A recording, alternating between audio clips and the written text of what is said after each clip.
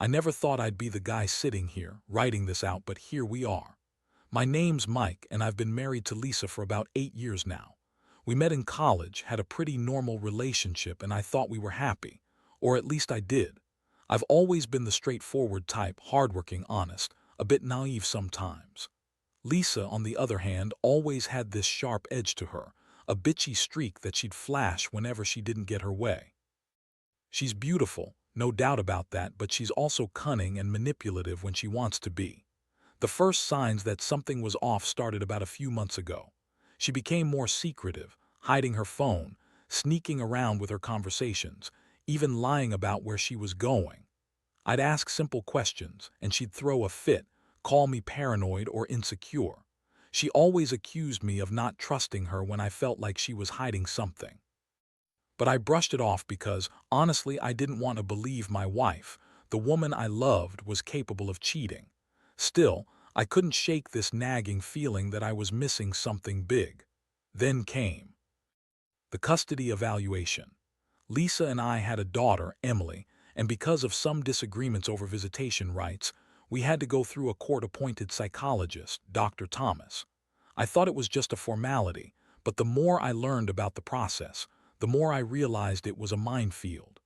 The evaluation was supposed to be neutral, but I had a sneaking suspicion from the start that Lisa was trying to manipulate things. She's good at that, always has been. She's the type to spin stories, lie convincingly, and talk her way out of anything. I remember one time she told me she had a work meeting during the entire weekend I was out of town. I later found out she was actually with her friend Jessica and that they'd gone to this fancy spa. She lied about the entire thing, and when I confronted her, she just shrugged and said, "You're paranoid, Mike. You're imagining things." That was a red flag, but I didn't want to admit it then. I blamed myself for doubting her, figuring maybe I was overthinking everything. One day, I noticed her phone kept ringing late at night. She'd quickly hide it when I walked into the room. That was strange because she never used to do that. I started paying more attention, and I also noticed her mood swings. She'd go from sweet and loving to bitchy and dismissive at the drop of a hat. I knew she was hiding something, but I just couldn't put my finger on exactly what. Then, last week, everything changed. I stumbled upon something that turned my world upside down. It started with a typo or some weird autocorrect on one of her emails. I was curious, so I looked closer. Turns out she'd been exchanging messages with someone named Chris. At first, I thought it was just a friend from her gym, but the tone of those messages was way off. Flirty, suggestive, and way too intimate for a casual gym buddy. And then I noticed the time stamps, late at night, always late at night when I was supposed to be asleep. My stomach sank. I decided to dig a little more, and that's when I found the real kicker, some of her notes from her therapy sessions with Dr. Thomas. Yeah, her own psychologist's notes. It was an accidental find, really. They'd been included in some court documents I was reviewing for the custody case. I wasn't supposed to see them. They were meant to be private, but there they were in black and white, and what I read made my blood boil. The notes detailed her sessions, and I couldn't believe what I was reading. She'd been talking about her affair with Chris, how exciting it was, how she loved that someone else was finally giving her what I was. She'd even described the sex they'd had, explicit details I never could have imagined. The worst part: the notes weren't even meant for her psychologist's eyes. They'd been included in court documents by mistake. That's when I realized my wife's entire persona had been a lie. Everything seemed compromised: her relationship with Emily, the custody evaluation, even her own sense of honesty. That's when I knew I had to do something, but I had no idea what exactly. I was just stunned, frozen, trying to process how the woman I loved was capable of this. The shock hit me like a punch in the gut. I sat there for hours after I found those notes, rereading them over and over, trying to make sense of it. All my wife Lisa was a liar, an outright manipulative liar. She'd been cheating on me with her psychologist, Dr. Thomas, during our custody evaluation, and I had proof that she'd been talking about it openly in her therapy sessions. I mean, she described their sex like it was some kind of adventure, explicit, detailed, and full of what she called forbidden excitement. I couldn't believe it. I still can't believe it. I kept asking myself, How the hell did I not see this coming? How did I miss all the signs? She was always quick to deny everything, call me paranoid or insecure. She'd even get angry if I asked her where she was or who she was talking to. But now I knew it was all a cover-up. Every secret late-night call, every flirtatious message, every lie about her whereabouts, it all pointed to her being with him with Dr. Thomas. At first I was just angry. Pure, red-hot rage. I felt betrayed at the deepest level. I thought about confronting her then and there, but I hesitated. I knew her. I knew she'd lie her way out of it, deny everything, spin some bullshit story about how he was just a professional, how I was overreacting. That's what she always did. I needed a plan, a way to get this out in the open, but I also wanted to be smart about it. I couldn't just burst into her face and accuse her without proof that I could back up. I needed her to slip up again, or I needed something else, something to make her realize I wasn't just going to sit back and take this betrayal quietly. I started thinking about how I could use this information. I wasn't naive. I knew that if I just told her I had her notes, she'd fight like hell to deny everything, possibly destroy the evidence, or worse, turn it around on me. No, I needed to make her come clean. I decided I'd gather more information first. I couldn't trust her to admit to anything voluntarily. That meant I had to be sneaky, patient, maybe even a little ruthless. Over the next few days, I kept a close eye on her. She continued her usual bitchy antics, trying to brush me off or pretend everything was normal, except now I could see right through her. She was on edge, constantly texting, checking her phone, and giving me annoyed looks whenever I looked her way. I even installed a simple app on her phone just to see if she was still talking to Chris or anyone else. It turned out I was right. She was still exchanging messages late at night, even after I found the notes. The messages had become more explicit, more desperate. One night, I decided I'd had enough of her lies. I wanted to confront her, but I knew I had to do it carefully. So I set up a scenario where I would catch her red-handed. I asked her to come home early from her friend Jessica's house, telling her I wanted to talk. She didn't suspect a thing. When she finally walked through the door, I could see the annoyance in her eyes. "What do you want, Mike?" She snapped, already defensive. I looked at her and said, "I know everything, Lisa. About you and Dr. Thomas. About the affair, about the notes. I saw everything." Her face went pale for a split second, but she quickly recovered, sneering. "You're crazy," she spat. "You're just jealous, insecure. You don't have any proof." "Oh, I do," I said, pulling out my phone where I'd saved the messages and the court documents. Her eyes widened and her lip trembled. "You've been lying to me this whole time, haven't you? You've been cheating on me, talking about sex with your therapist and making a fool of me in court. How long has this been going on?" She tried to brush it off, calling me all kinds of names, paranoid, obsessive. But I wasn't buying it anymore. The truth was out, and I wasn't going to let her spin her way out of it. I told her straight up that I was done pretending. I was done being the idiot who believed her lies. The confrontation ended with her storming off into the bedroom, screaming that I was a manipulative bastard, that she deserved better, that I was overreacting. But I didn't care anymore. I felt a mixture of relief and pure rage. I finally had something concrete, and I was ready to use it. What happened next was a blur. I decided I'd take immediate action. I wasn't going to keep this secret anymore. I wanted her to feel the same pain she'd made me feel, betrayed, humiliated, exposed. But I also knew I had to be smart about how I proceeded. I wasn't just going to blow everything up. I needed a plan, a clean way to get her to confess, and to make her see that I wasn't going to be the fool anymore. After that night, I knew I had to play it carefully. I wasn't just going to confront her outright and hope for some kind of confession. No, I needed to control the situation, get her to slip up again, or better yet, trap her in her own lies. I decided to set a trap. I kept all the evidence I had gathered, the messages, the court documents, and the notes, in a safe place. I also kept my phone on me, ready to record if she slipped up. Over the next couple of days, Lisa continued acting bitchy and dismissive, trying to brush off the situation like it was nothing. She was good at pretending everything was fine, but I could see the cracks. She was walking on eggshells, constantly on edge, snapping at Emily, giving me cold stares. I knew she was trying to control her narrative, but I also knew She was cracking. One afternoon, I got a call from the court clerk. I couldn't believe what I was hearing. Apparently, there was an urgent update in the court documents, something about the psychologist's notes that were mistakenly included. I listened carefully as they explained that a part of her therapy notes, which detailed her affair with Dr. Thomas, had been accidentally made part of the official record. That was it. That was the moment I knew I had her. I kept quiet, waiting for her to find out. I wanted her to see that everything was out in the open, that there was no more hiding. When she finally saw the court papers, she went into full-blown panic mode. She started yelling at me, accusing me of spying and invading her privacy. But I didn't care. I just sat there and watched her unravel. That's when she finally broke down and admitted that the affair was real. She sat on the couch, tears streaming down her face, and tried to spin some story about how it was just sex, that it didn't mean anything, that I was overreacting. She even called me insecure, said I was jealous of her happiness. But I wasn't buying it anymore. I told her she'd crossed a line, that she'd betrayed everything we'd built, and that I was done being the fool who believed in fairy tales.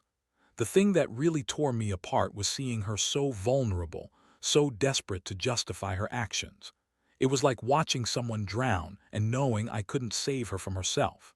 I felt sadness, anger, and a deep sense of betrayal all at once. She kept pleading, trying to convince me it was a mistake, that she loved me, that she was sorry, but I knew better. I knew this wasn't just a fling, this was her way of escaping, her way of feeling alive again. And I was the one she'd been cheating on the whole time. That night I couldn't sleep. I kept replaying everything in my head, the lies, the sex, her sneaky calls, her crying now. I felt like I'd been hit by a freight train, emotionally exhausted and broken. But at the same time, I knew I couldn't let her manipulate me anymore. I had to decide what to do next. Part of me wanted to punish her, to make her suffer the way she'd made me suffer. But another part knew that whatever I decided, I needed to be clear and firm. I couldn't keep living in this chaos, in this betrayal. I had to take control of my own life, even if it meant losing the woman I loved. And so I sat there staring at the ceiling, knowing that everything was about to change. I didn't know exactly what that change would look like yet, but I knew it was coming. I just hoped I had the strength to see it through, no matter how ugly it got. The days that followed were a blur of chaos and realization. I knew I had to make a decision, whether to fight for the marriage or cut my losses. Every ounce of my being told me to walk away, to leave her and never look back. But I also knew she'd never be the same, and I'd never trust her again, not really. Still, I needed to think clearly, to figure out my next move without rushing into something I might regret. I spent hours researching online, reading stories of betrayal, lies, and revenge. I needed a plan, something that would make her understand the depth of her betrayal without turning me into the villain. That's when I decided I'd do something she'd never expect, something calculated, cold, and absolute. I found out from the court documents that the psychologist's notes, the ones she'd been talking about her affair in, were part of the public record now. That was my opening. If I could use that to my advantage, I could force her to face the reality of what she'd done. One afternoon, I set up a meeting with her in our living room. I told her I wanted us to talk, really talk, and she looked suspicious but agreed. I didn't let her know I had all the evidence, just casually laid out some questions about her sessions with Dr. Thomas. I acted like I was interested in her therapy, trying to keep her calm. Meanwhile, I was filming her every reaction, every word, knowing that I'd need this footage as leverage. When she finally slipped up, it was during a heated moment. I pressed her about the affair, about the notes, about what she'd written about sex with him. Her face started to turn red and she snapped, "You're crazy, you're making this all up." I pulled out my phone, played back the recording of her admitting to the affair, and her jaw dropped. Her eyes darted around, searching for a way out, but she knew she was caught. Then she doubled down, started lying again, insisting that it was just sex, that it didn't mean anything, and that I was just overreacting. I decided to hit her where it hurt. I told her own psychologist's notes proved otherwise, that I had copies, that I knew everything. She stared at me, completely stunned, and for a moment I saw the fear in her eyes. The mask she always wore was cracking. I could see her trying to spin her way out of it, but I wasn't letting her. I handed her a copy of the court documents with her notes, and I told her plainly, "You screwed this up, Lisa. You thought you could hide everything, but I've seen it all. You've betrayed me, Emily, and this family." Her face contorted with anger and frustration. She yelled, called me all sorts of names, accused me of spying, of invading her privacy. But I stood my ground. This wasn't about her feelings anymore. This was about me finally seeing her for what she was. That night she retreated into herself, refusing to speak much. I stayed up, staring at the ceiling, feeling a strange mix of relief and emptiness. I'd forced her into the corner, and I knew the game had changed forever. She'd lost control, and I was finally in a position to decide what I wanted next. I wasn't in love with her anymore, not the way I used to be. The woman I married was gone, replaced by someone I barely recognized. And honestly, I felt a strange sense of liberation. But beneath all that was a deep, aching sadness. I'd loved her once. I'd believed in us, in our family. Now it was all shattered. I kept asking myself if I could ever forgive her, if I even wanted to. The trust was gone, and I knew from this point on, nothing would ever be the same.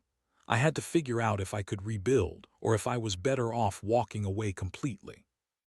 The hardest part was knowing that the woman I once thought I knew, the woman I'd fought for, was never really mine to keep. She'd been someone else all along, hiding behind a lie.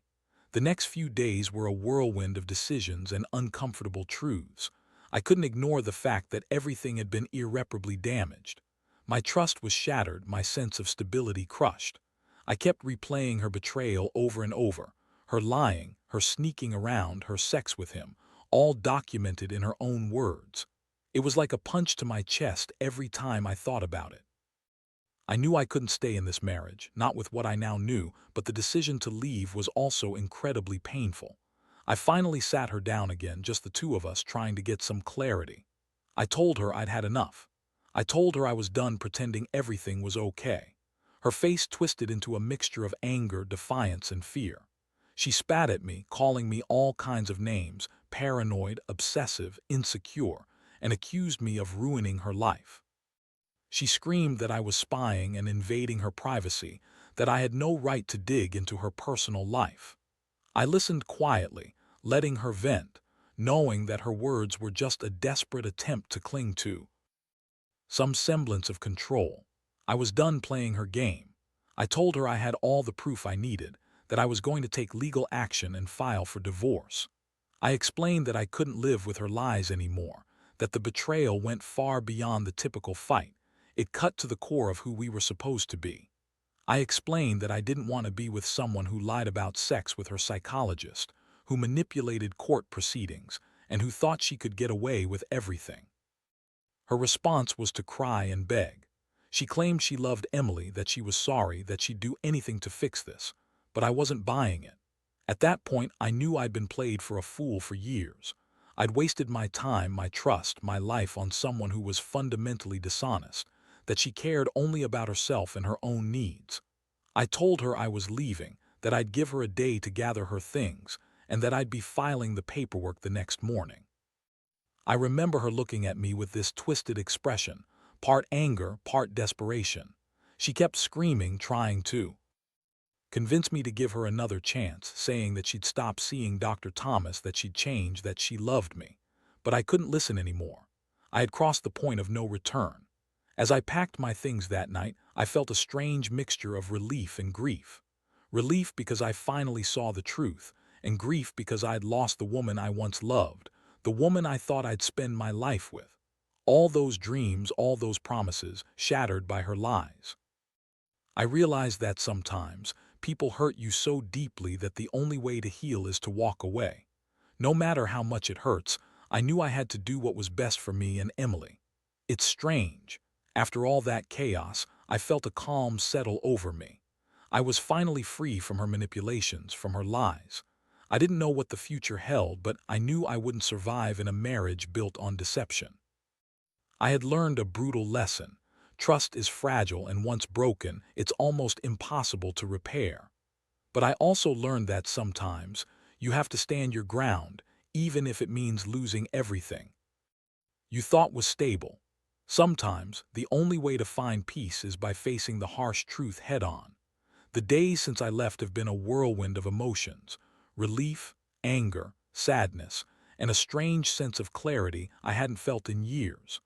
I've spent most of my time trying to piece together how I let things get so out of control, how I missed all the warning signs that my wife had been living a double life. It's not just about her cheating, it's about the way she lied, manipulated, and betrayed everything we built. That realization hits harder than anything else. I won't pretend I haven't questioned myself countless times. Did I miss the signs? Was I blind? Or did I just want to believe in the best of her? But honestly, the intense feelings of betrayal fueled my decision. I had to face the truth, no matter how ugly it was. Because staying in that marriage would have meant living with a lie every single day, and I refused to spend my life pretending. Looking back, I realize what I've lost: my partner, my trust, my sense of security. But I also see what I've gained: clarity. Clarity that I am better off without someone who would so casually lie about sex, manipulate court proceedings, and treat me like an idiot. I've learned that sometimes the only way to reclaim your life is to cut out the toxicity, no matter how painful it feels at first. Now I'm focusing on my daughter, Emily. She's young, innocent, and deserves stability, the kind I can't give her if I stay in this mess. I want her to see that a man can be strong enough to walk away from betrayal, to choose integrity over comfort, even if it's the hardest thing to do. I plan to do everything I can to give her a good life, free from the lies and manipulations I endured. As for Lisa, I don't know where she'll go from here. Honestly, I don't care. The damage is done, and I'm not going to waste my energy on someone who thought she could get away with such a serious betrayal. She's free to live with her guilt, her lies, her choices. I've cut the cord, and I refuse to be pulled back into that darkness. This whole experience has taught me a harsh but necessary lesson: never ignore the red flags, trust your instincts, and don't be afraid to walk away when something doesn't feel right. No one should have to live under the shadow of deceit, and sometimes, the bravest thing you can do is admit when it's over and start fresh. I'm doing that now, and even though it hurts, I know in my heart I'll be better for it. I've learned that even the deepest wounds can eventually heal, but only when you find the strength to face the truth head on.